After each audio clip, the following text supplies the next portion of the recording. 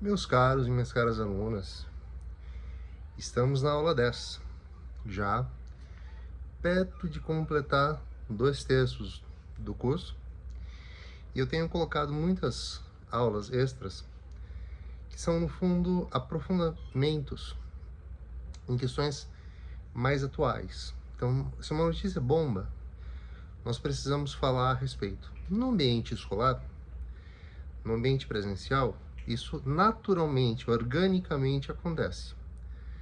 Mas aqui entre nós é um pouquinho mais complicado.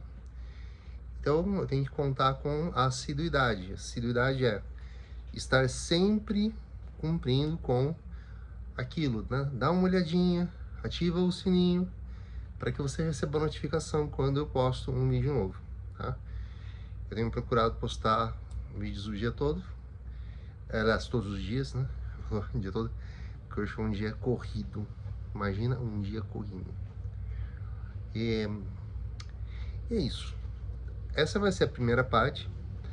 Eu tenho procurado fazer em 3 partes, mas algumas aulas são muito importantes. Então elas vêm com um rótulo, vêm com a capa aula 10, né? Parte 1, parte 2, né?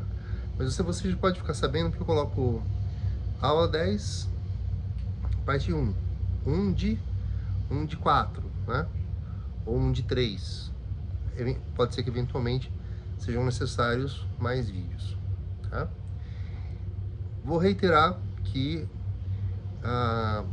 nas aulas anteriores eu coloquei na descrição o link para o meu Google Drive, em que vocês vão encontrar a apostila, tá? Essa aqui é a minha, não é nada demais, mas é uma espécie de compilação de conceitos que ao longo, né, desses mais de 25 anos em sala de aula, os conceitos eu fui, né, enriquecendo, ampliando, mas todo ano eu troco os exemplos, eu troco os temas. Lógico, estamos sem trocar, mas eu digo aquelas redações que nós analisamos juntos em sala de aula. Bem, hoje nós estamos no tema 10. Só procurar aqui, já deixar engatilhado. Aqui, perfeito. Então, aula 10. Estruturas eficientes para o parágrafo de introdução. Mas antes de falar de texto, vamos falar de introdução. Saber introduzir uma conversa, um comunicado difícil, uma fala, né, no ambiente de trabalho, por ocasião de uma reunião em que você precisa apresentar os seus dados, um seminário, se alguém seguir carreira acadêmica, aquele momento em que o estudioso precisa fazer a sua comunicação oral. E quase todas essas falas, que são um pouquinho mais encaixotadas num protocolo, como é a dissertação, tem tempo, né? Então, quando eu fazia doutorado, que eu ia a um congresso apresentar um trabalho meu, ou meu e do meu grupo, então era bem mecanizado, tinha que ser marcado, porque se eu extrapolasse o tempo, né, o microfone era cortado. Então, né, a gente vai se ajustando. Quando você vai introduzir uma conversa, quando você quer introduzir um assunto ali entre os seus amigos, como que você faz? Você chega chegando com os 2 pés no peito? Não. Se a conversa já estiver acontecendo, é provável que você espere uma deixa e prepare o terreno, né? Vou dar um exemplo que é do professor Mário Sérgio Cortella. Ele foi dar uma palestra, né, uma fala em um evento, e ele queria expressar, ele queria que a introdução de tudo que ele iria falar naquela palestra, né, começasse com uma profunda reflexão sobre, né, dois tipos de pessoa. a pessoa que diz, né? Você sabe com quem você está falando?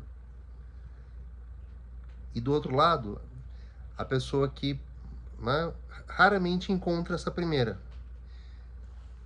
Quem você pensa que é no universo? Então ele usa um recurso em que ele vai desenhando e vai aparecendo num telão. Esse recurso se chama retroprojetor. Eu tenho um dia eu mostro para vocês. Então ele colocou lá um plástico em cima da luz do retroprojetor e ia projetando na parede. Então ele falou assim, ó, a gente tem um universo composto por bilhões de galáxias. Cada galáxia tem bilhões de planetas solares. De sistemas solares, por favor, né? Cada sistema solar tem lá planetas. Nem todos eles com vida. Considerando que o sentido, o significado de vida nosso, baseado em carbono, seja o único possível. E aí, nesse planeta, como é o caso do planeta Terra, existem milhões ou bilhões de espécies. Supondo que exista uma inteligente, né, e seja um planeta do nosso grau de desenvolvimento, nem todo ele sustentável, eu sou, né, esse planeta ele é dividido em países, e países em estados, estados em municípios, municípios em bairros, e cada um de nós mora lá no nosso bairro, dentro de um espaço, e o que é nosso no espaço é o nosso quarto, nossa cama. É aí que a gente vê que a gente é um indivíduo entre bilhões de indivíduos num planeta, entre outros planetas, num sistema solar, entre muitos sistemas solares da nossa galáxia, que é uma galáxia de bilhões de galáxias no universo. Então, se alguém me dissesse, sabe com quem você está falando? A resposta é, com ninguém, ou quase ninguém. Quem você pensa que é? A introdução no texto falado pode ser mais longa, mas bem feita, às vezes, numa fala de 1 hora, ela leva lá uns 5 minutos.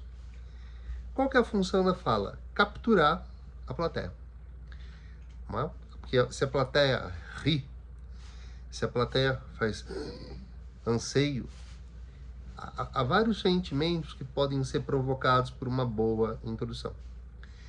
O efeito da introdução, capturar a atenção do leitor. Aí, de novo, eu partilho uma experiência agora pessoal. Em muitos anos corrigindo redações em vestibulares, entendam, nós pegamos um jeito de não é fazer um trabalho rápido e mal feito, não. Ele é um trabalho rápido e eficiente, tá? Por quê?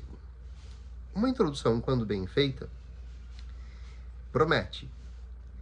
E ela precisa entregar o que promete.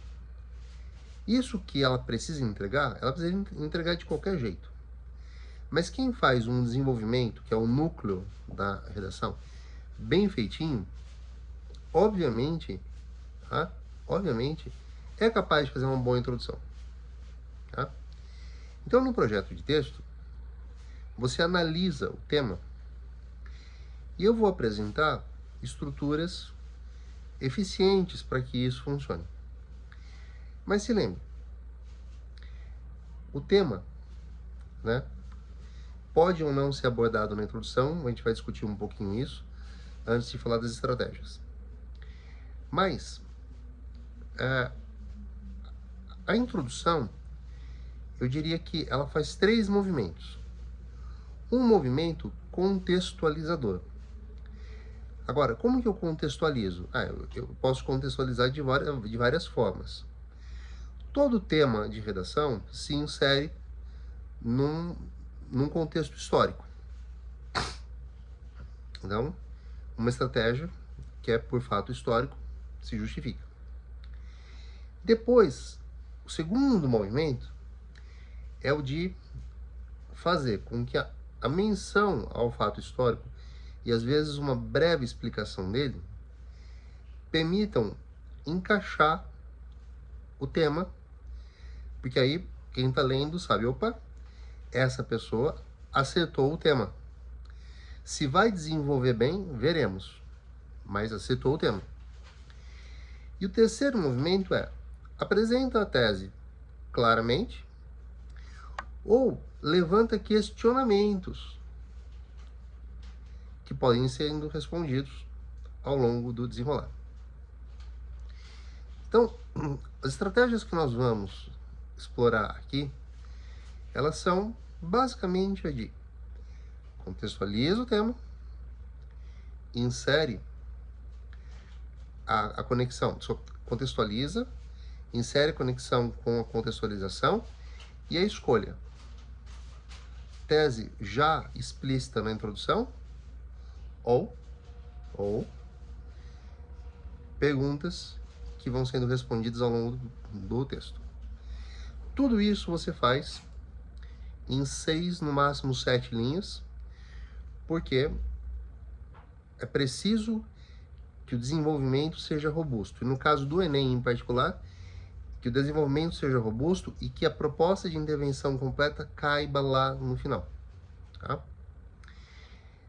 Se isso está claro, eu vou muito rapidamente falar e depois eu vou, né, usar um tema para mostrar como a gente pode fazer uma mesma redação com 3 tipos de introdução diferentes. Nós temos a introdução por contexto ou fato histórico, certo? Então, suponhamos um tema, tá, como a globalização. E aí eu cito, tá, um determinado fato histórico, Segunda Guerra Mundial, e me concentro naquela parte que o professor de história explica, quando ele fala, né, da disputa pela Alsácia e Lorena, aquela região que ficou indefinida entre França e Alemanha, mas a Alemanha se sentiu prejudicada. Né? Bem, mas o que isso tem a ver com globalização?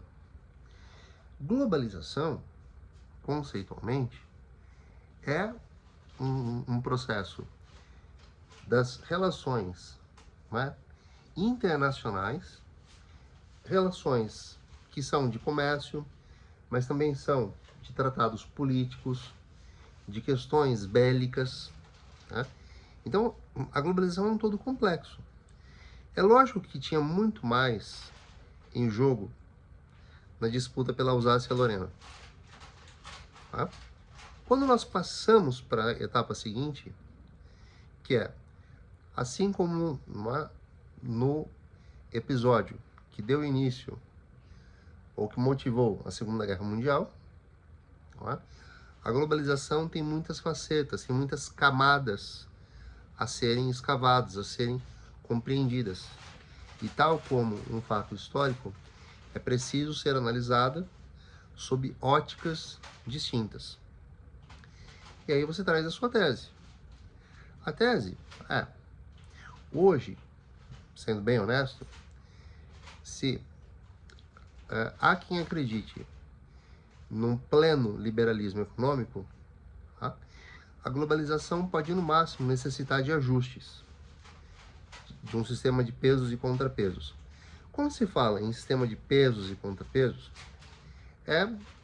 né, de alguma forma, equilibrar o jogo, de forma que as relações entre nações economicamente fortes não esmaguem nações economicamente mais frágeis. Tá? É algo muito difícil de se obter, mas é inevitável que continuemos procurando. Tá? Do outro lado, há os que acham que a globalização esfacelou culturalmente muitas nações. Impôs injustiças de todas as ordens. E, ao cabo de muita reflexão, conclui-se que foi importante para quem tinha força comercial e não para promover interesses, né, de um mundo em que um dia talvez as fronteiras se liquidificassem. A outra forma de introduzir, que é muito eficiente, é quando um acontecimento transformado em notícia, né, seja ela uma notícia consolidada, por exemplo, um ataque terrorista. Não há dúvidas sobre o que aconteceu e se houver, são dúvidas técnicas. Tá? Naquele momento, não se cogitou, e eu imagino que nunca vai se cogitar, mas só imagino porque, né, o futuro, né, e a capacidade de esconder coisas do mundo é muito grande, mas parecia bem inquestionável que fora um atentado terrorista, não fora nada forjado para justificar uma guerra. Agora, há outros casos que são polêmicos, que podem ser interpretados de uma forma ou de outra. Então, uma discussão sobre legalização do aborto vem à tona um caso. Vamos, né? Quando aconteceu isso, com um dos temas que a Vunesp fez, pouco antes da fase das provas, ganhou corpo uma notícia sobre uma menina de 12 anos, grávida, fruto de um abuso sexual. Tá? E lembrem-se de que, abaixo de 14 anos, mesmo que a menina tenha consentido com tudo, na hipótese de o homem, né, ser maior de 18 anos, o crime é presumido. Mas ali foi realmente ela não consentiu, foi forçado. E para piorar, seria uma gravidez de risco. Então, a família fez a opção por pedir pelo direito ao aborto, com base nas duas exceções estão na própria lei.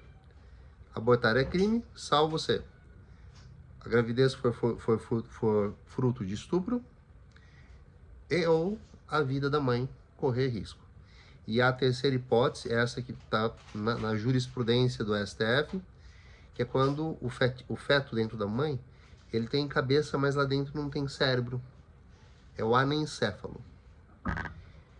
Um fato como esse, a polêmica dessa menina, levanta a importância de se debater justiça social promovida por leis. Tá? É muito diferente quando uma jovem engravida, mas a família pode ampará-la, né, diante do fato de que o aborto no Brasil é proibido, e não importa dizer assim, é proibido para pobre, porque os ricos podem pagar. Podem pagar para uma clínica, mas estão cometendo crime. E entendam, viver sob o manto do cometimento de um crime é viver uma angústia terrível, porque o crime pode ser descoberto. Não há garantias de que vai se ficar, não é, assim, impune. Mas e se pegarem, pagam bons advogados. Pagam. Mas imagina, né, o impacto sobre a vida profissional, a vida familiar. Então, né, estamos todos no mesmo barco. Uns sentados na janelinha, outros em lugares não tão confortáveis. A terceira maneira de se introduzir é uma que me preocupa, não pela descrença na habilidade de vocês, não é isso. É porque é a maneira que tem sido utilizada por muitos profissionais de caráter duvidoso, né, que ensinam redação a partir de modelos prontos. Estilo Jean-Paul Sartre, filósofo existencialista francês, em sua obra Caminhos da Liberdade, afirma que blá, blá, blá, blá. E esses modelos funcionam assim. A pessoa tem uma aula, lê a redação, uma redação bem feita com aquele modelo, geralmente escrita pelo próprio professor ou professora. Depois, ele vê no data show, né, como se trocar as palavras-chave do tema daquela redação, né, bonita de viver, e pegar um outro tema, extrair as palavras e expressões-chave e colocar no lugar. Que beleza, encaixa. Encaixa, porque os exemplos criados por esse profissional de caráter duvidoso foram feitos para isso. Mas, veja, se já é difícil, nós temos memória, né, de certos fatos básicos, né? Por exemplo, 0 dividido por 0 é 1. E 1 dividido por 0 é um número que não existe. Isso nós temos que saber, para que nós não cometamos erros gravíssimos, né, em resolução de certos problemas. Agora, decorar redações inteiras, para quê? E o carro-chefe desse mercado negro de decoreba de modelos prontos é a introdução.